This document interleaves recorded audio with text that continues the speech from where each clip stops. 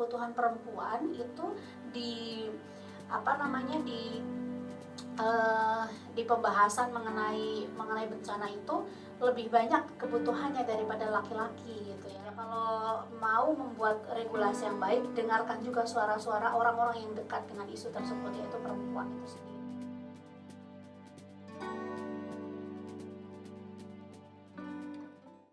Assalamualaikum warahmatullahi wabarakatuh. Selamat siang teman-teman dimanapun berada. Berjumpa lagi dengan podcast Rumah Gender keempat. Pada kesempatan kali ini kita akan berbincang tentang tema yang sangat menarik, yaitu peran perempuan dalam menghadapi krisis lingkungan dan perubahan iklim.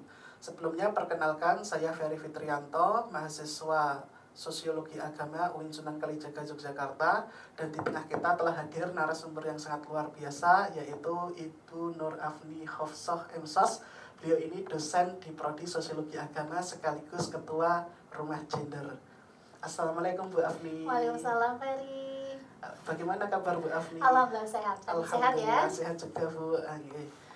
Sekarang kita mau berbincang-bincang tentang tema yang menarik ini Bu. Seperti yang sudah saya sebutkan tadi, bahwa perubahan iklim ini terjadi akhir-akhir ini dan sangat merusak lingkungan gitu Bu. Nah, dan di sini kan perlu peran perempuan ditekankan di situ. Nah, menurut Bu Afni bagaimana pandangan Bu Afni tentang kerusakan lingkungan yang terjadi saat ini?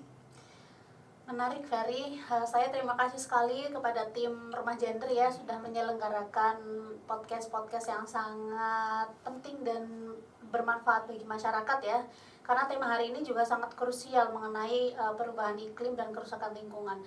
Ferry, kita tahu sendiri bahwa kerusakan lingkungan hari ini menjadi salah satu topik utama pembahasan pemimpin-pemimpin dunia, bahkan ya ada G20 juga salah satunya penekanannya adalah mengenai bagaimana perubahan iklim itu harus disikapi dengan baik begitu. Di Indonesia sendiri Ferry, kita tidak bisa menghitung bahkan ya berapa kerusakan lingkungan, bencana alam yang terjadi di Indonesia, dari banjir, tanah longsor, kemudian tsunami, dan lain sebagainya. Bahkan juga sekarang di pesisir-pesisir Jawa sudah mulai banyak desa-desa yang tenggelam ya, karena meningkatnya air laut yang sehingga menenggelamkan tempat-tempat di daratan. Nah, ini tidak terlepas dari mencairnya es di kutub ya, yang kemudian kenapa bisa demikian, bisa ada global warming dan lain sebagainya. Nah, itu kan menjadi isu yang sangat penting untuk kita, keberlangsungan manusia dan seluruh makhluk hidup yang ada di bumi ya. Nah, karena kita hari ini juga membahas mengenai bagaimana peran perempuan yang selama ini selalu terpinggirkan, seakan-akan perempuan tidak bisa untuk menyelesaikan masalah ini. Selalu laki-laki, yang saya tahu ya, ada beberapa program-program tentang kebencanaan misalnya. Kenapa harus laki-laki doang yang kemudian dilatih, kemudian mendapatkan informasi, akses tentang bencana alam dan lain sebagainya. Seakan-akan perempuan tuh tidak penting untuk tahu tentang bencana itu seperti apa yang dialami oleh mereka. Karena konteksnya adalah keperempuanan, saya juga ingin masuk pada tataran ketika bencana itu dilakukan dan evakuasinya. Setelah evakuasi ada namanya rumah sementara dan lain sebagainya gitu ya. Saya teringat ketika bencana erupsi Merapi. Saya waktu itu menjadi salah satu, masih mahasiswa waktu itu ya, 2010 kalau tidak salah. Itu menjadi relawan dan saya tahu betul kebutuhan para pengungsi-pengungsi itu seperti apa.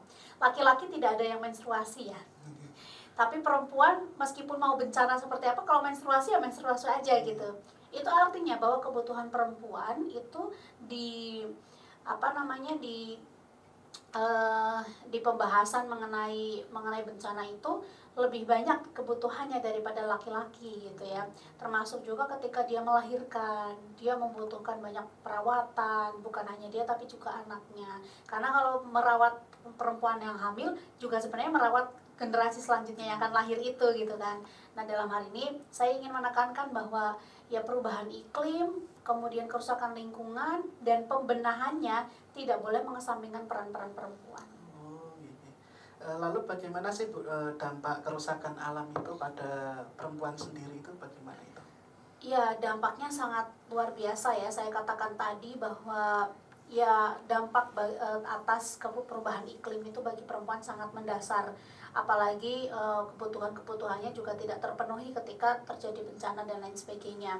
Saya ingin notice sebenarnya di sini bahwa ada kok beberapa perempuan-perempuan yang kemudian ada penelitian-penelitian yang membuktikan bahwa perempuan itu memiliki sense atau rasa kepemilikan terhadap bumi dan merawat melestarikan itu lebih tinggi.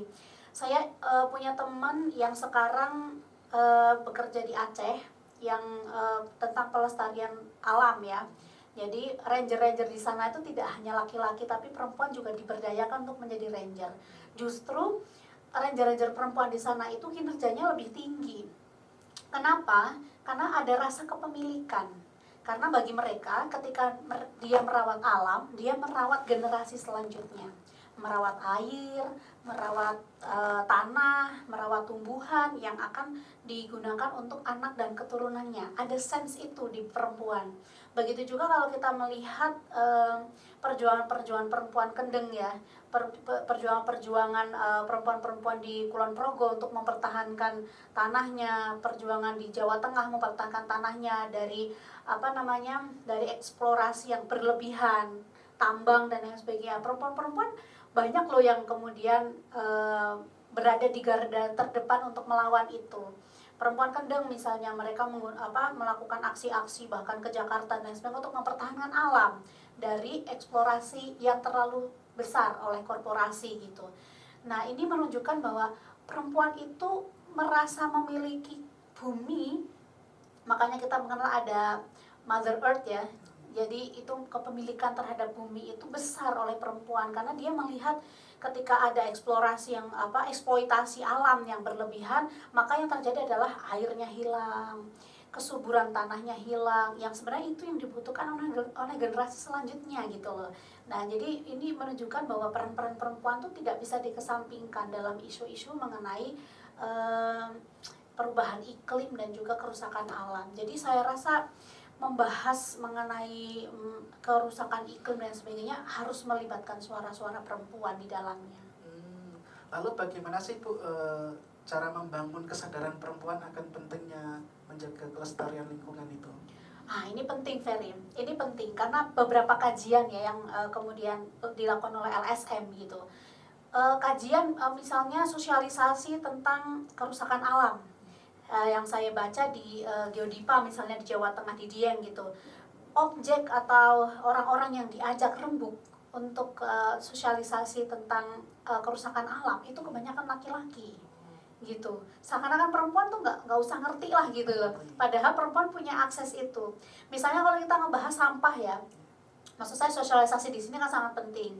Membahas sampah misalnya, selama ini kayak karena budaya di masyarakat Indonesia masih patriarkis ya, sehingga perempuan itu masih dianggap wilayah-wilayah domestik itu menjadi bagiannya perempuan. Sehingga sampah-sampah rumah tangga, kebutuhan rumah tangga, pengelolaan sampah itu sebenarnya dilakukan oleh perempuan sendiri. Tapi yang dikasih edukasi, yang dikasih sosialisasi itu bapak-bapaknya gitu, yang sebenarnya dia nggak tahu apa-apa tentang, bukan tidak tahu apa-apa, tapi tidak bersinggungan langsung dengan kebutuhan domestik dan pengelolaannya gitu. Ini juga menarik ya karena seharusnya kalau kita membahas masalah sampah yang berakibat buruk bagi lingkungan gitu, saya rasa perempuan harus menjadi menjadi orang terdepan nih untuk bisa menyelesaikan gitu. Saya juga melakukan beberapa pelatihan-pelatihan tentang pengelolaan sampah gitu ya. Ketika saya datang ke desa misalnya, Bapak saya mau sosialisasi tentang sampah, boleh nggak masyarakatnya diajak untuk FGD misalnya. Yang datang itu mayoritas laki-laki dan satu perempuan. Tapi ketika saya tantang kepada masyarakatnya, Bapak Ibu siap kelompok mana nih, RT mana atau RW mana yang siap mau bikin bank sampah, satu-satunya perempuan itu loh yang kemudian saya mau Bu, laki-lakinya nggak mau gitu. Jadi peran perempuan di sini sangat urgent untuk diberikan akses mengenai pengetahuan pengelolaan sampah, pelestarian lingkungan, sehingga aksi-aksi untuk penyelamatan alam ini bisa terlaksana dengan baik. Lalu bagaimana sih Bu peran perempuan dalam keikutsertaannya untuk menghadapi krisis lingkungan ini? Ya, ini sangat penting bagi kita semua ya, bahwa peran perempuan sekali lagi tidak bisa dikesampingkan dalam proses pelestarian lingkungan dan merespon adanya kerusakan lingkungan ini. Kita tahu sendiri salah satu aktivis dunia tentang perubahan iklim, Greta ya, meskipun masih kecil ketika itu, dia sudah mulai lantang, dan dia perempuan gitu. Dia menantang pemimpin-pemimpin dunia, mengatakan bahwa apa yang kalian lakukan tuh bla bla bla bla bla bla bla bla. Artinya kalian tuh nggak ngapa-ngapain gitu ya. Pemimpin dunia itu cuma wacana-wacana doang, nggak ada aksi konkretnya untuk merespon perubahan iklim itu. Seorang anak kecil perempuan dari yang tidak memiliki background politik dan sebagainya berani berbicara seperti itu di depan pemimpin-pemimpin dunia. Itu dilakukan Greta. Juga dilakukan oleh beberapa orang-orang organisasi seperti Fatayat dan Muslimat ya, Fatayat, Muslimat, Aisyah, yang juga mempunyai program-program itu. Misalnya di program-program Fatayat saja, dalam kegiatan-kegiatannya sudah tidak menggunakan botol botol plastik untuk minum. Mereka lebih concern sehingga menggunakan gelas misalnya yang tidak langsung dibuang. Itu kan kesadaran yang dipupuk dari bawah gitu, dari wilayah domestik gitu ya. Jadi gerakan-gerakan seperti ini saya rasa penting. Dan menurut pengalaman saya yang juga berkecimpung di dunia persampahan gitu ya, karena saya punya bimbingan pendampingan bagi bank sampah gitu. Yang lucu tuh begini, suatu hari saya mendatangkan ibu-ibu dan bapak-bapak untuk sosialisasi mengenai bagaimana pengelolaan sampah industri, pengelolaan sampah di rumah tangga. Pertanyaan dari ibu-ibu tuh mengatakan misalnya, oh kalau sudah seperti ini tahap selain seperti apa, konstruktif gitu pertanyaan-pertanyaannya. Tapi ada pertanyaan bapak-bapak, saya dapat apa mengelola ini? Duit berapa yang bisa saya dapatkan ketika saya melakukan ini gitu? Orientasinya sudah sangat berbeda gitu ya. Sehingga dari sini saja saya melihat, dari pengalaman saya tidak mengeneralisir ini terjadi di semuanya, karena banyak juga laki-laki yang juga menjadi pionir dalam pengelolaan sampah. Tapi dari pertanyaan tersebut saja kita bisa melihat orientasi berbeda gender ini dalam melihat persoalan sampah, persoalan lingkungan di sekitaran mereka gitu. Jadi orientasi perempuan lebih, oke, saya bisa melakukan apa, saya akan lakukan untuk kelestarian lingkungan. Tapi bagi yang lain mengatakan, saya bisa dapat apa dengan mengelola ini. Dari sini saja bisa kita bedakan gitu. Itu berdasarkan pengalaman di kelompok saya. Saya yakin juga banyak orang-orang tidak terbatas gender yang juga sadar akan isu lingkungan ini. Pertanyaan terakhir nih Bu, bagaimana sih langkah-langkah yang akan dilakukan untuk merespon krisis lingkungan ini? Langkah-langkah yang tepat gitu Bu? Iya, secara global kita sudah tahu lah ya, perkara lingkungan ini bukan hanya perkara individu, tapi juga perkara industri misalnya yang lebih masif gitu ya. Itu industri adalah wilayah pemerintahan yang punya regulasi bagaimana mengurangi gas emisi. Cuman untuk gerakan-gerakan bawah tanah ya, yang bottom up ini, saya rasa pelibatan perempuan dalam membahas, dalam merancang isu produk-produk kebijakan itu juga harus dihadirkan ya, terutama karena Indonesia adalah masyarakat patriarki di mana perempuan itu memiliki keterlibatan banyak di wilayah domestik, sehingga mereka perlu dilibatkan untuk mengetahui bagaimana dampak-dampak perubahan iklim dan juga kerusakan lingkungan bagi mereka, sehingga mereka bisa tahu harus mengelola seperti apa, misalnya dengan sosialisasi tentang manajemen sampah misalnya di wilayah-wilayah rumah tangga. Kemudian pelibatan sampah lagi adalah ketika pemerintah kemudian memberikan kebijakan terkait ini, ya libatkanlah perempuan dalam hal-hal misalnya eksekutornya, Kemudian kalau biasanya di daerah saya di Wonosobo itu setiap kabupaten, setiap desa atas kebijakan kabupaten harus memiliki bank sampah misalnya. Tapi mayoritas bank sampah yaitu perempuan lagi-lagi perempuan karena mereka bersinggungan langsung dengan sampah itu. Jadi saya rasa ya kalau mau membuat regulasi yang baik, dengarkan juga suara-suara orang-orang yang dekat dengan isu tersebut, yaitu perempuan itu sendiri. Jadi sosialisasi, kemudian pelibatan dalam kebijakan, serta saya juga menggugah ya secara naluriah lah, setiap manusia tuh punya kegelisahan ketika melihat sampah, melihat bencana, itu bagaimana respon kita gitu ya. Misalnya dengan kalau membahas sampah, minimal lah kita tidak menggunakan sampah sekali pakai gitu kan. Jadi terutama bagi perempuan-perempuan ya, sekarang perempuan-perempuan sudah banyak sekali opsi ketika dia datang bulan. Misalnya tidak harus menggunakan pembalut sekali pakai, jadi bisa menggunakan pembalut kain atau tampon. Tapi sayangnya sekali lagi ya, di sini menggunakan tampon itu ada kekhawatiran bagi perempuan-perempuan untuk jangan-jangan nanti dia sudah tidak perawan lagi karena pecahnya selaput darah gitu ya.